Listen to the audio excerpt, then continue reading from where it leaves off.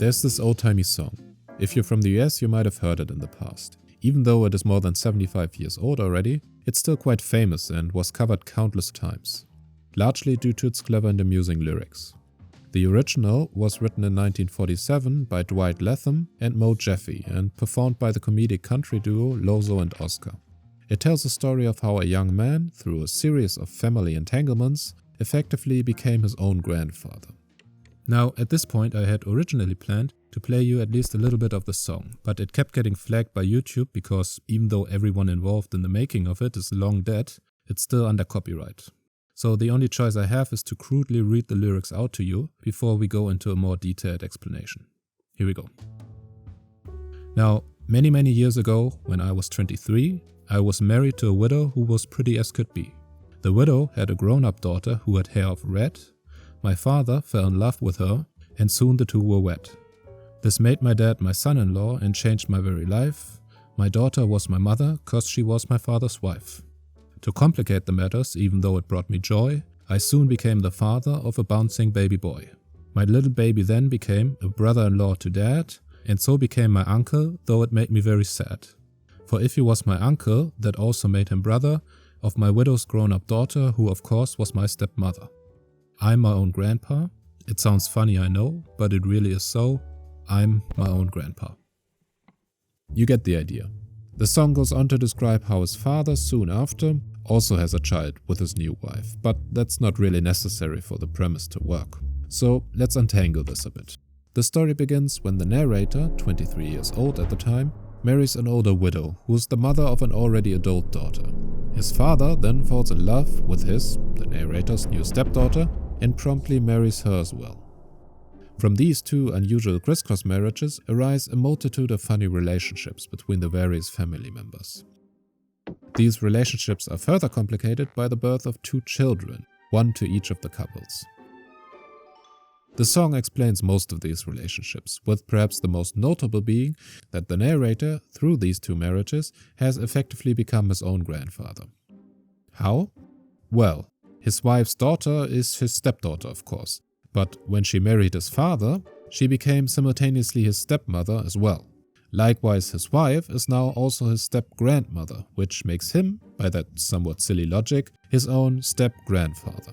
That's all there is to it, really. Now, of course, this also works in the other direction.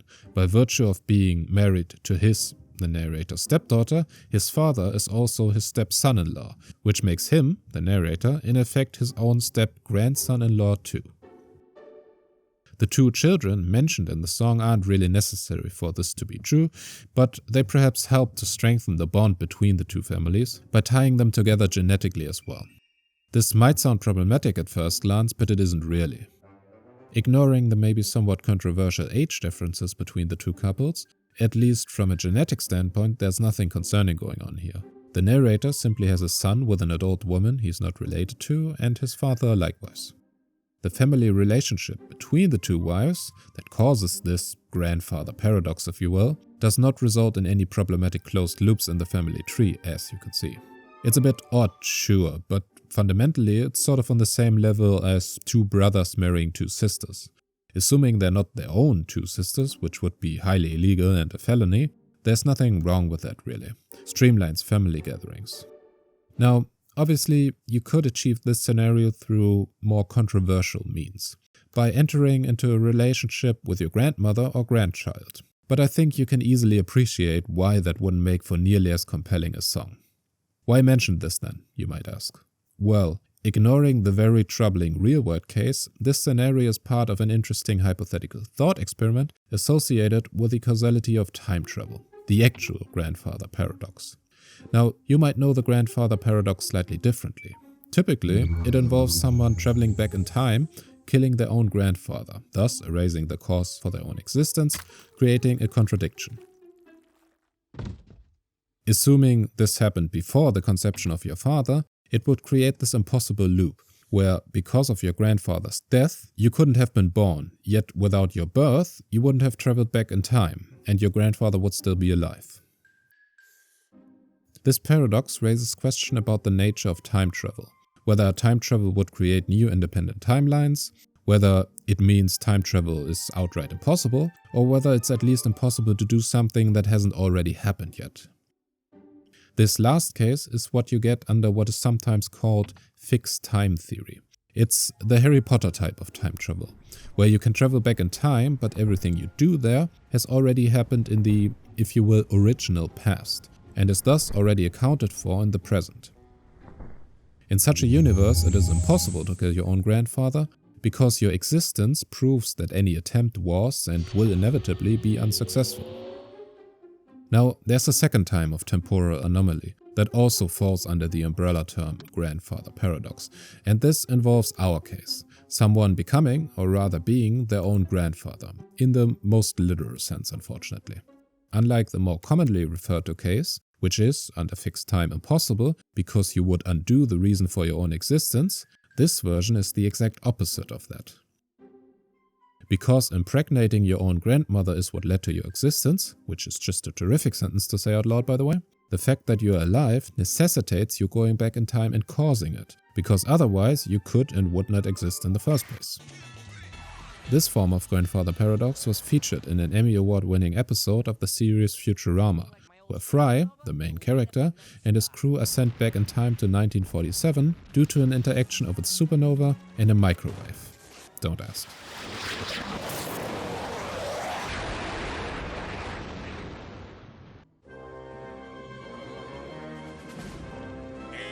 While in the past, Fry accidentally kills Enos, the man he believes to be his grandfather. This place is too dangerous. We gotta get you out of here. Everything's gonna be all right, Dad. Please, just concentrate on staying alive.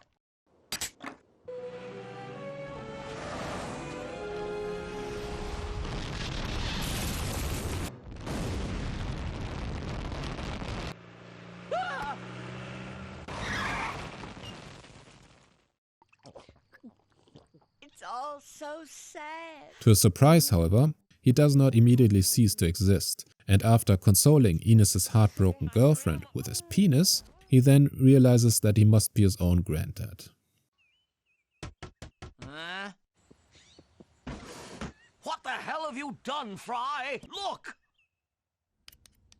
Come back to bed, dearie.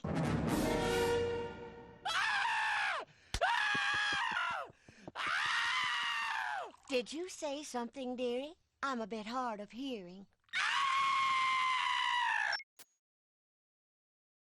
Now, superficially, the two cases of the grandfather paradox seem fundamentally different, but in actuality they both illustrate essentially the same core characteristic of fixed time theory.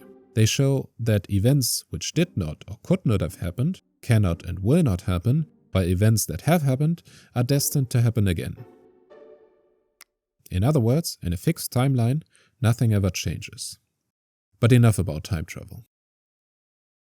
The last thing that is perhaps interesting to discuss is, has this actually ever happened before? The original scenario, that is. Well, it certainly hasn't happened to anyone involved in the making of this song. It's not an autobiographical song. But they didn't invent the story either. It appeared in various forms in hundreds of newspapers for over 100 years before the song was written, and usually in the context of an actual person. The first time the story surfaced, as far as we know, was in January 1822, when the London Literary Gazette reported that a boy from Norwich had become his own grandfather, in the way we've discussed. This bizarre tale became a viral sensation, as viral as things could get in the early 19th century. In 1822 alone, the story was reprinted in some 36 newspapers in Britain and the US, and it continued circulating periodically for the next 40 years. Stories of other men meeting the same fate soon appeared. The most noteworthy involved a farmer from Titusville, Pennsylvania, who, after realizing this unsettling fact, tragically took his own life. This at least was reported by the Titusville Herald in 1866. The story became a similar sensation as the previous one and was frequently retold in newspapers for another 4 decades, although, frustratingly for anyone researching this, often verbatim, including a line explaining how this had happened just a few days ago.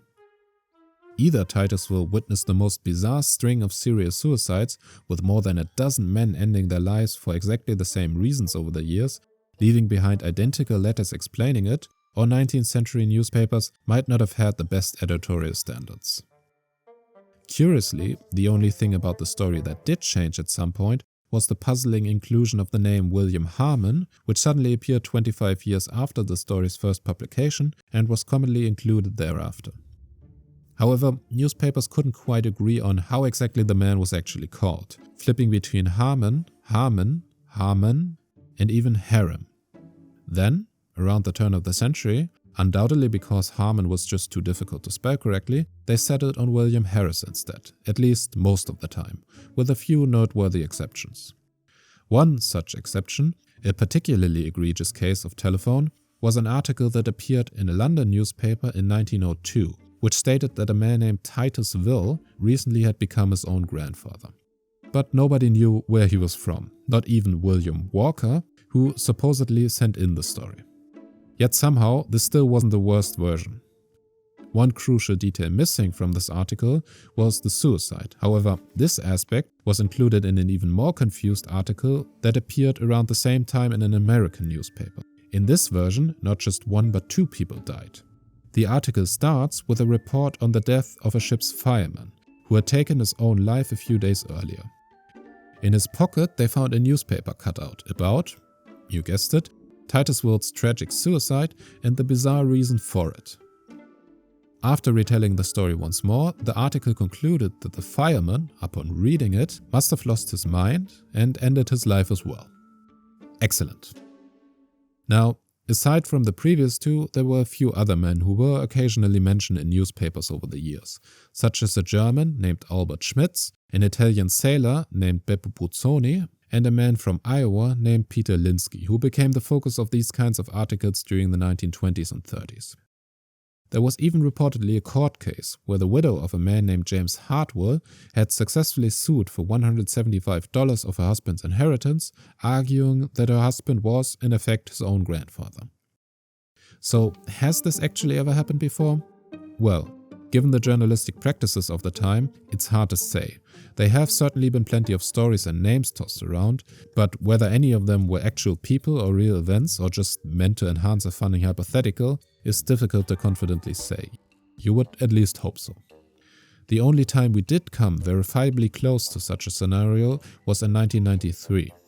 It started when in 1989 the 52-year-old Rolling Stones bassist Bill Wyman married 18-year-old Mandy Smith. 4 years later, his then 30-year-old son married Smith's 46-year-old mother, which at that point would have made him his own grandfather if his dad hadn't already divorced his wife again 1 year earlier. So who knows, maybe this hasn't actually happened yet. Maybe you can still be the first one. You should at least have all the necessary knowledge now to do that, to become your own grandfather. Or grandmother for that matter. After all, the young woman in the song is also her own grandmother for exactly the same reasons. It seems to be a pretty reliable way to get 15 minutes of fame, if that's what you are after. But it would probably have to start with a somewhat awkward conversation with your parents.